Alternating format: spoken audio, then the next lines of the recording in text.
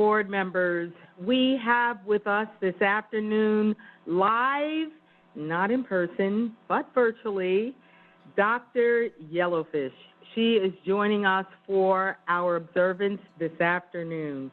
And just like I said to you yesterday, all of our observances this year will be centered in our strategic objectives.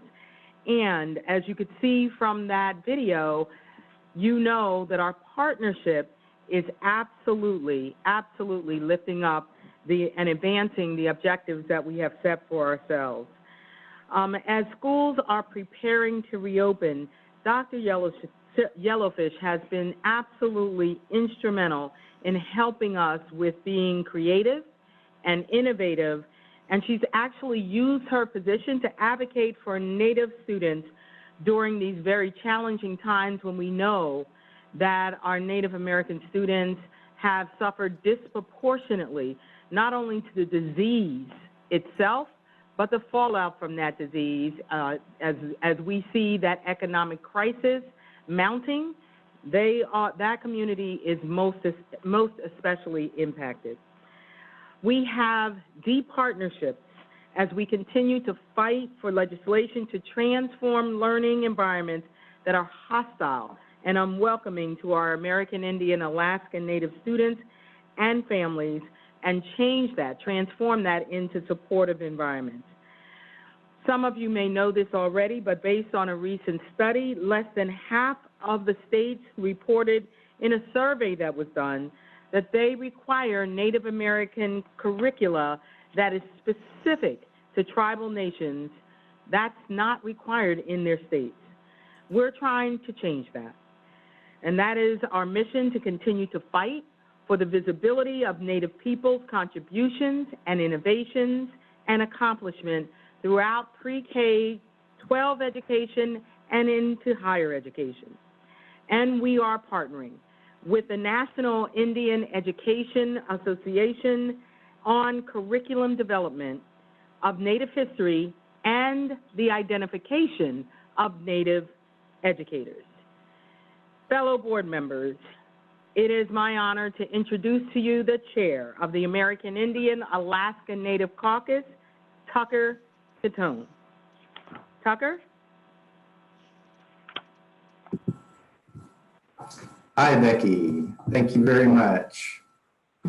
Board, it's my privilege to be here with you today to share some of the work of the NEA and the American Indian Alaska Native Caucus and our partners who support our American Indian Alaska Native students and our American Indian Alaska Native educators. I am a citizen of the Cherokee Nation and the Kiowa Nation, and since I'm not living on my own tribal lands, I would like to acknowledge the land of the Dakota that I live on today in Minnesota. I would like to honor my elders and those who worked in previous decades on behalf of my organization and developed its initiatives on Indian education.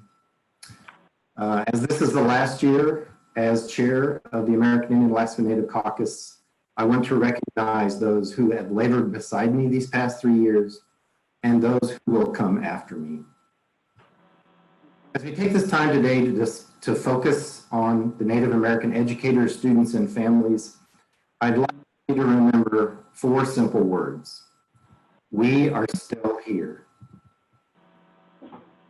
Through hundreds of years of oppression and genocide, through war, massacres, disease, reservations, re-education, wards of the state, termination, relocation, environmental desecration of Mother Earth, suppression, objectification, the noble warrior savage team mascot, from Halloween costume to murdered and missing Indigenous sisters, federal patronization and misappropriation, we are still here. I echo the words of Brother Scott Momaday. We have assumed the names and gestures of our enemies, but we have held on to our own secret souls. And in this, there is a resistance and an overcoming, a long out waiting. We have held on to our own, even when forced to hide our gifts. I want to say to our students today, Hold on to your clan, band, your traditions, your stories. Hold on to your language, your drum and dance. Hold on to your roots in the land and to the great mystery of the stars. Hold on to your unique spirit. We are still here. Say John, say John, say John. Appreciate the work that you as a board do across the education spectrum to make sure our systems and classrooms reflect the racial and social justice, the work of this organization. We do have to listen to each other and join together to achieve our goals, those goals that we have been talking about these last 2 days. To that end, I hope you are excited as I am to hear our guest today, Dr. Star Yellowfish, a fellow Cherokee and fellow University of Oklahoma graduate. Dr. Yellowfish will share some insights from her work on the local, state, and national level. Dr. Yellowfish is a member of the United Cthulhu Band of the Cherokee Indians of Oklahoma. She lives in Yukon, Oklahoma with her husband, Easton Yellowfish, and their 2 sons. And I hope she'll take a little time to share something about her family today. Dr. Yellowfish received her PhD in adult and higher ed at the University of Oklahoma. She received her Bachelor of Arts in Communication from Arizona State University and her Master of Education in adult and higher ed from the University of Oklahoma. Dr. Yellowfish has extensive experience in higher ed and the K-12 system, particularly with the Native American population. She currently works for Oklahoma City Public Schools, as we saw in the video, as the Director of the Native American Student Services. Under her leadership, Oklahoma City Public Schools has implemented a number of cultural and academic programs specifically designed for their Native American students. Dr. Star, as her students call her, has gone beyond the community level to advocate and support Indian education and students. She previously sat on the National Board of Directors for the National Indian Education Association. As a past board member and a current NIEA member, Dr. Yellowfish advocates at a national level for policies that affect Indian students, families, and programs. Dr. Yellowfish also served on the board of directors for the Oklahoma Council of Indian Ed, which is a statewide organization dedicated to serving Indian students and assisting Indian education programs. Please give a warm NEA welcome to Dr. Star Yellowfish. Thank you, everyone. So excited to be here, and I feel like I'm in the right group because the music that was playing, and people that were dancing, I was like, oh, okay, this is my crew. I'm gonna go ahead and share my screen.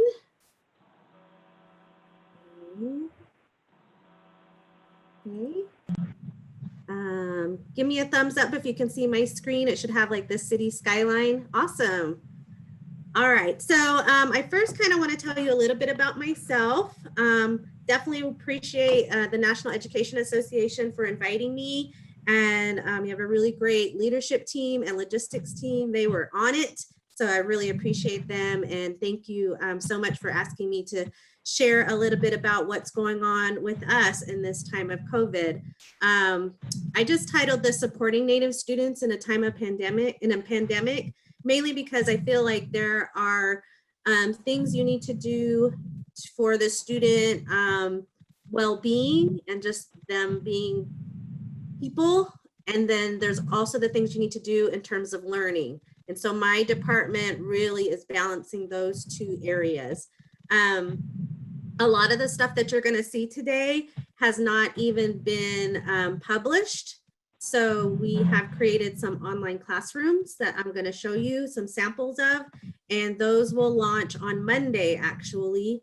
So you guys are like, my boss hasn't even seen these, so and my superintendent. So you guys, if you really like it, let me know. Send kudos to my superintendent about it. But we're really excited about the work that my staff has been doing to launch these online classrooms.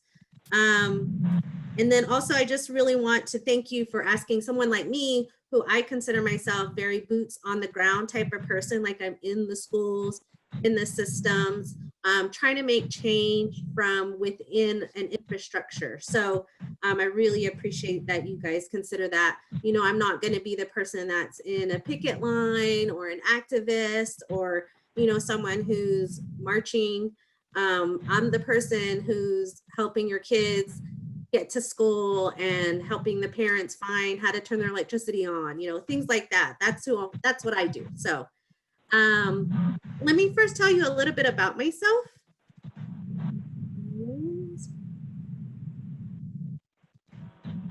This is a picture of all kinds of different parts of my life. In the left, you'll see my husband, Easton, and my two boys, Rainin and Pacer. In the middle is a picture of my parents, Linda and Leon Ossowy. My dad is a full-blood Cherokee from Tahlequah, Oklahoma, and my mom is actually from Hawaii. So I'm just going to go ahead and answer the question how they met. He was in the Navy, so he was stationed in Hawaii and met my mom, and that was it. I actually grew up on the Navajo reservation. So if there are any Navajos on or anybody from Arizona, I grew up in Window Rock, Arizona. Yeah. So I'm kind of weird. I'm a res kid, but then and now I work in an urban school district, but my family's from a small town, so rural Oklahoma. So I'm kind of a mixture of a lot of different things. And then there's just a picture of me and my boys and my husband at their Osage ceremonial dances. So we have a lot of family events and we practice a lot of our traditional ceremonies, and it's a really big part of our life. So for people in Oklahoma, we have powwows almost every weekend, and lots of different tribes have their different ceremonies every weekend. So we are struggling with this pandemic because everything has been canceled. And so our whole summer was like free and we didn't know what to do with ourselves, but stay home. So this is kind of what I want to go over today. I'm also going to start my timer because I want to be respectful of your time. I know you guys probably have a lot of business to cover, but I'm going to give you an overview of my district, my school district. And I was going to play a video for you, but I'll just tell you real quickly about our program and then some of the challenges and solutions that we've come up with, and then kind of tell you what we're working on next. So first, I think I went ahead one too many. Let me tell you a little bit about my school district. It's also, I need to remind you that I did send this brochure. This is a good description of all the stuff that we do in a normal year. It also has our contact information and services and then a list of our staff. But I have been the director of Native American Student Services for 14 years now in Oklahoma City Public Schools. We're one of the largest school districts in Oklahoma. We're an urban school district, and we service, we have about 2,800 Native American students in our district. And we have about 80 tribes represented. We have, every time I present, I always grill our teachers or our students about how many federally recognized tribes do we have in the state of Oklahoma? And they always yell at all kinds of numbers. So your number to remember today is 39. So if you guys have a quiz or a survey later, the question is, how many federally recognized tribes are in Oklahoma? 39. So we have about 3,000 Native students, 80 tribes. We have 66 schools in our school district. It is very large. It's about 135 square miles. And our Native population is about 7%. We have 54% that are Latin or Hispanic heritage, 22% African American, 14%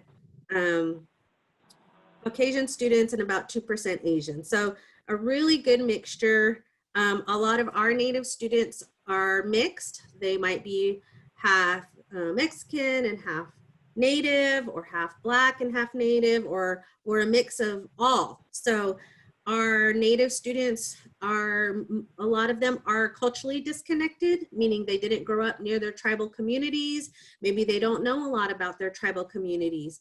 Maybe their parents don't know about their tribal communities, and it's grandma and grandpa that know everything. So just a very urban, diverse, large school district. Just some things about information about things that we do in a normal year. We work year round. We do a lot of events in small group and large group. We never really realized how much community-based work we do until the time of COVID hit. And now we're having to rearrange everything. Right now, if it was a normal school year, we would be planning our major powwow and stomp dance. That usually brings like 400 people into a gymnasium. So that's not happening. We usually are running our after school programs. We have two, one for boys and one for girls. We are in our schools right now doing Oklahoma History Weeks, which is a 1-week curriculum. I'll talk about that in a little bit. And we're also doing our cultural nights, which we have about once a month. So all of those things that we are used to planning in a year, we have had to revamp completely. And I think it's really important to say that this can be done.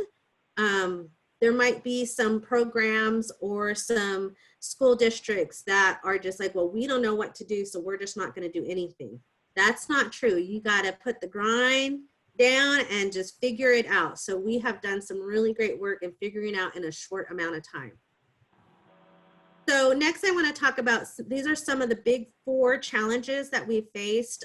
First is, how are our kids and families doing? Let's just talk about how they are feeling, what's going on, are they okay? Next, we had to talk about needs for school, whether it be traditional and online. We had to talk about building online classes. How are we going to service our Native students? And how are we going to support our teachers? And then, because a lot of the work that we do is community-based, we had to figure out a way to foster and continue and engage our community. So the first thing I want to talk about is our students and families. So from day one, our superintendent has really pushed that safety and well-being is going to be our top priority no matter what. And he is not kidding, because he just, we have special ed kids in school right now, and we were preparing to bring back pre-K and K after fall break, which is in 2 weeks. We base everything in our school district on our state level.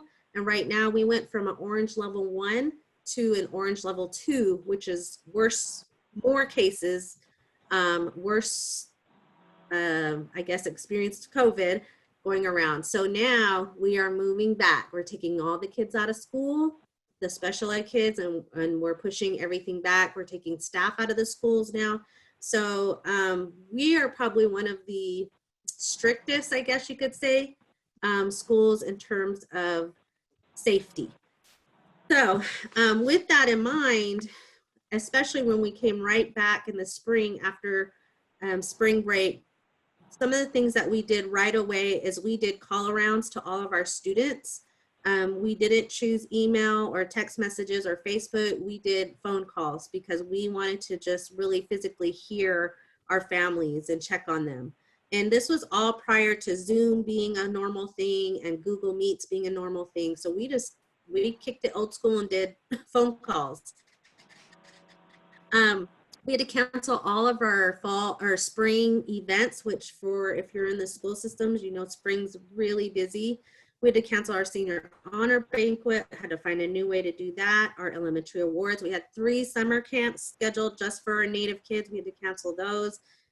It was really devastating, but we had to find a new way to communicate with our students. So we started to use our social media a lot more. We always had a group, but it was more like for information. Now it was a viable way to communicate. And then we created a public page. So we have 2 Facebook ways, and that seems to be a really effective way to get to our families and also our students.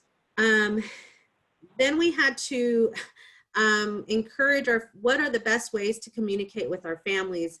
So we have to give out school supplies and uniforms every year, or we typically do every year, and we bring them in the building, they fill out a survey, and it's a whole process. We had to figure out a new way to do that, but we also thought this was a great way to put eyes on our kids and eyes on our parents and just really check on them. And then now we're kind of going back full circle where we're doing Google Meets and a family needs assessment and doing call arounds. But for now, I kind of want to show you a video that we've created. So it's really important for my staff and myself to talk to our families about what it means to take care of yourself and to take care of your family. Because we feel like the moms and the dads and the grandmas and the grandpas can't really do an effective job of taking care of their little guys, and if they are stressed out and they are frustrated. So the best way for us to model that is to do it ourselves and to show them these are the ways that this is what it means to take care of yourself or have self-care. These are healthy ways to cope, and just to give them an example to follow. So I'm really blessed to have a social worker on staff, and he is really big about, you know, how are our families feeling. So he created his own video to show them about self-care and healthy coping.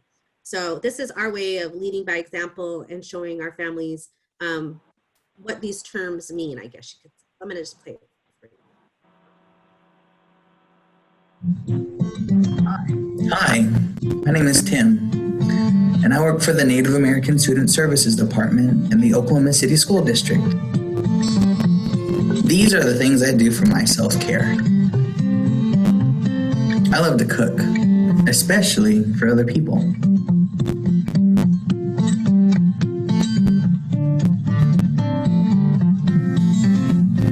A hot cup of tea and a good book brings enjoyment to my life. Spending time with my family and friends helps me through my tough moments.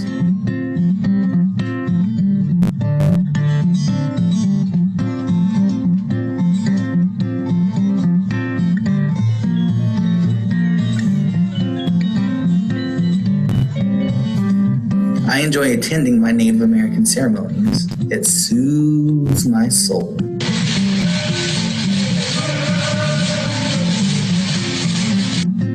Music therapy is another thing I enjoy.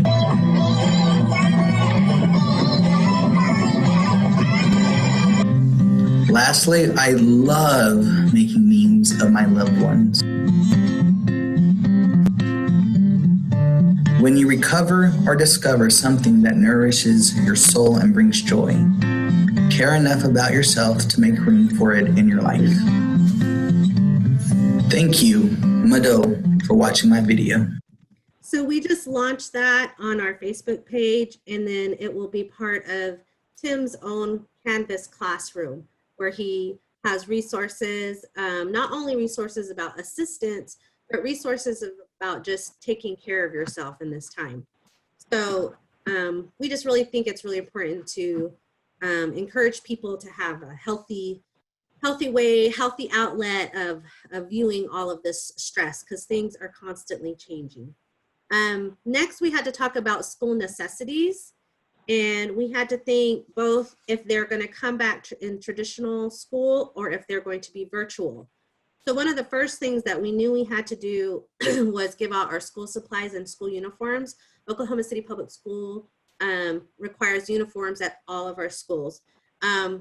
Our school nutrition staff, props to them and props to any of our cafeteria people, but they figured out a really great system very early in the pandemic on how to give out free meals to our families. One of the biggest concerns for our school district is, are our kids going to eat? And the way that they eat is they come to school. They get free, all of our kids in our district get free breakfast and lunch. It's a really, really great program. So they figured out a safe way to get these meals to the students through this pandemic. So we mimicked everything that they did and everything that they learned on how to give out. They did such a good job that everybody else stole their idea. So we did our school supply and school distribution of our uniforms to our families. We did over 200 families, and we had a little drive-by for about 4 days, and they picked up, we boxed everything beforehand. It's a lot of work logistically beforehand, but we boxed everything so that when they pulled up, we just loaded them in and sent them off. So we had a really good system in place, and we just copied it. We also helped with Chromebook and Chrome tablet distribution, which also mimicked school nutrition. Then the next step was making sure that all of our students had hotspots and Wi-Fi. That was a little bit trickier. And then now we are in the blue part of our graph here, where we're trying to figure out how to provide instruction. So for our teachers, they were building their own classrooms, and they had immediate access to our learning platform, which is called Canvas. They have their students automatically automatically go into their classroom, so they get a classroom roster. But because we are a separate department that provides support, we have to build our own classrooms, have access, then provide training, and then build the material. And we'll go over that here next. So our next step was I finally got my staff back, because most of my staff is off in the summer. I have 8 staff that are off in the summer, so they came back and we had to try to just go for it. So this is what I want to spend the bulk of the rest of our time with, is the new ways that we see students and the new ways that we instruct them, or that we provide culturally relevant material to them. So like I said, we had to start with just getting access. A lot of times when school districts are going through this, they are all thinking instruction, teachers, classrooms, and rightfully so.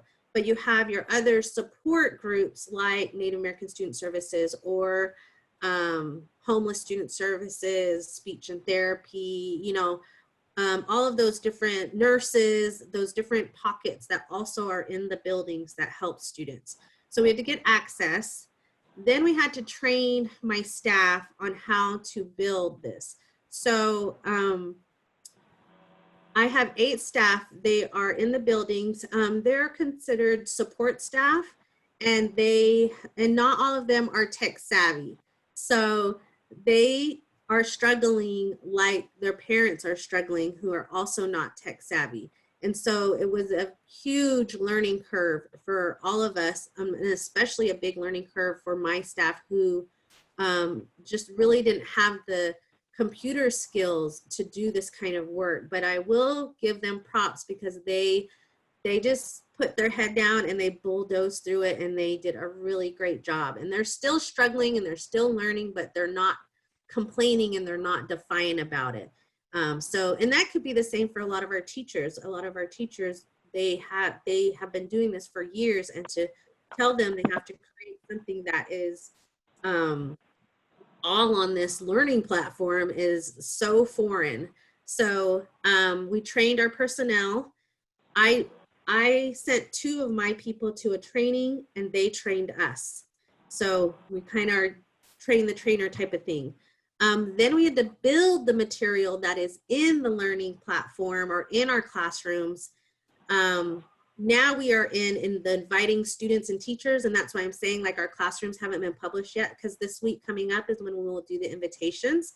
So that's when our classrooms will be published, launched, and then students will get an invite to be in our classrooms, and they'll have access to all of these great materials that we created. And now, once we get those students in there, then we have to find ways to keep them there. So this is just a picture of some of the big major categories that we have developed. The first is a series called Native Knowledge. We started this series last year, and it's just these 1 to 2 page documents.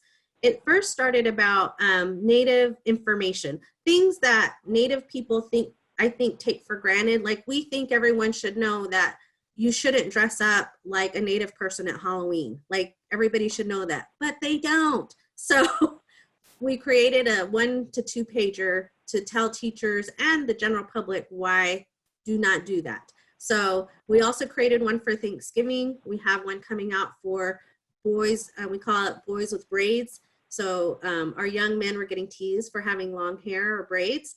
We have another one coming out about mascots, and we have another one coming out about senior cap and gowns, having beaded caps and eagle feathers. Well, we created a whole nother strand on famous people. So that's the part that will be launched to our students. We also did a section on tribal facts and seals. There are 39 tribes in Oklahoma, and we are doing 24 of them right now. So they'll get a short video about tribal facts and about their tribal seal. We also did native books, art projects. Our elementary team, our middle school, and our high school team did 3 different, we call them modules, because that's what it's called in the learning platform. And they all are doing something a little bit different, but these are some of the 4 basic ones. So it's important to know also that our elementary is pre-K through 4th, our middle school is 5th through 8th, and then our high school is 9th through 12th. And so our elementary is doing native knowledge, tribal seals, they're doing the native books, they're doing vocabulary, art projects, and we are all responsible for doing a veterans video. Middle school is going to do Oklahoma boarding schools, virtual book reports, native traditions, and then they'll add to that. And then our high school will have all of these plus a lot of college and career prep information. I wanted to show you what it would look like if you were a student invited to one of our classrooms. So see if I can move it. When you click on this home, so you'll be invited and you accept it, and it'll automatically go to this home button, and it'll show like my picture and information about me. But the most important part is where if you click on modules, these are all like the lessons that you'll see. So for native knowledge, you'll see all these famous people. Ashton Locklear, Billy Mills, Ira Hayes, Joy Harjo, and we have about 5 others that we need to upload. So that's just a screenshot of what a classroom would look like. When you click on Ashton Locklear, this is what you'll see. You'll see who she is, her name, a quote, a bio of her, 5 facts that we think every person should know about her. And then this is really for the teachers, suggested activities and discussions. This is our native knowledge piece on Ira Hayes. Just information about him. The famous picture of the American flag, our 5 facts, and the suggested activities and discussions. This is a sample of what one of our tribal seals videos will look like. And after every seal video or fact video, there will be a quiz. The quiz is really easy for elementary. It's almost like their opinion. Tell me something you learned. What was your favorite part? Middle school will be a harder quiz, and then high school will be even harder. So I'm going to play this for you now so you can get an idea of what this will look like once you click on it if you were in the virtual classroom. CO, my name is Dr. Star Yellowfish, and I'm excited to tell you about my tribe, the United Quetone Band of Cherokee Indians of Oklahoma. Today, you're going to learn about our tribal seal. Before we get started, let's practice saying Ketua. You say it, Ki-tu-wa, Ki-tu-wa, Ketua. You can learn. I'm just going to go through a few of these. And this is our native books. I won't play it all the way. Arrow to the Sun, a Pueblo Indian tale, adapted and illustrated by Gerald McDermott. Long ago, the Lord of the Sun sent the spark of life to Earth. It traveled down the rays of the sun through the heavens. So those are just samples of what will actually be in the online classroom. The next thing we are really trying to do is continue building community. And the way that we do that in a normal class time is a normal schedule, I guess, or year is through our cultural nights. We cook, we have a meal, and then we do a cultural project. Well, we can't do that. So now we developed cooking lessons and projects. So these are just 2 examples, what we did for September. And this is just a sample of the videos that we created. Hi, everybody. This is Ro Arita, the Cultural Program Coordinator for I'm going to speed it up. And you're going to unravel it. And your sinew.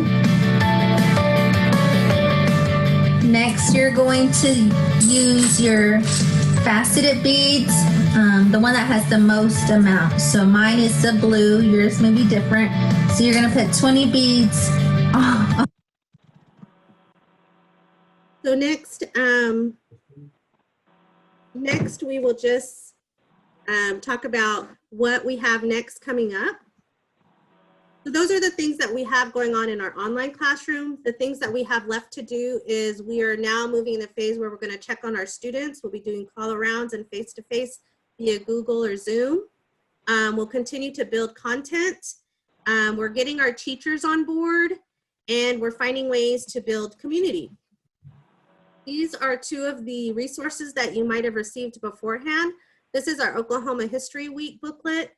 It's a really awesome resource. We're really excited about it. This is what it would normally look like if we were to do it in schools. And so now we've got to turn all of those lessons into virtual plans. And so those are our two main lesson booklets that we'll be working on next. And then finally, I just wanted to give you my contact information if you have any other questions. And just really want to encourage you guys as policymakers and change makers that, you know, all of this information we're building is great, and we hope that our kids will be engaged in it and they utilize it. And we really hope that our teachers will utilize it. But teachers are not mandated to do it. So as a decision maker or policy maker, we hope that you guys create policies and laws that mandate that teachers know about Native history, that they know about their Native American tribes within their state and even in the country. So I really, really appreciate you all asking me to do this. And I hope that we showed a little bit about how you can still implement culture, Native people into your everyday classrooms, even if it's virtual. So thank you so much, Widow.